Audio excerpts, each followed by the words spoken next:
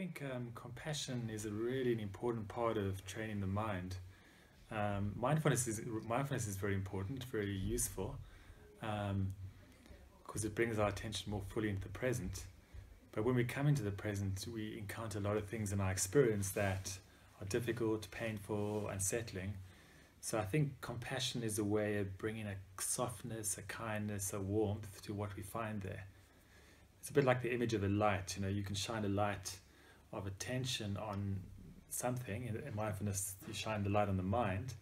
But if it's quite like a sharp light, like a neon light, it can maybe not be the best effect. But if there's a sort of warm light, then that has a very different effect on what it lights up in the mind. So I think in that sense, compassion really brings something very important to the practice of awareness, since mindfulness is really about the cultivation of awareness. I think the one thing that's really important that we cover is self-compassion, because a big issue for people is that they criticize themselves and they basically just don't like themselves, and they actually end up attacking themselves.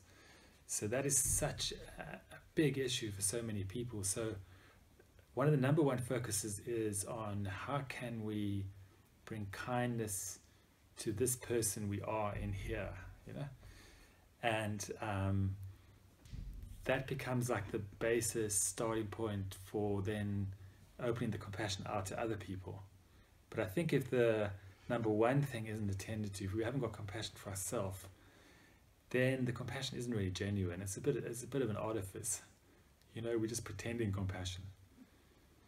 But that being said, it's no easy thing to actually cultivate compassion to oneself, because there's such strong patterns against it, contrary to it.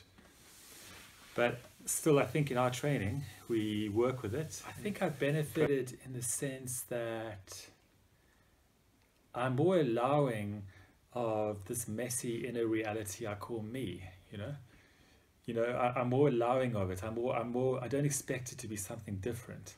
I think many of us have a sense that we should be kind of sorted, and we have a sense that we can't kind of believe that this mind that we experience inwardly is actually the way it is. Actually we think something must be wrong with us and other people are okay. But I think from two important teachers I've had, one is a Buddhist teacher, Rob Nan, who talked about the mess and how important it is to embrace the mess in oneself, and Paul Gilbert, who's a scientist, psychologist, who's really spoken so much about how the brain is actually crazy. And his main message when he goes around the world is telling people, you've got a crazy brain, you didn't design it, it's not your fault, so let yourself off the hook, So I think with these two inputs, I've come to the conclusion that,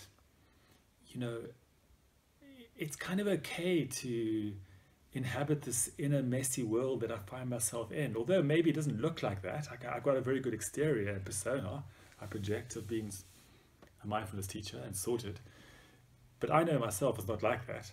And I think the self-compassion is bringing an acceptance to that and a kindness to that, so I think that's how I found it helpful.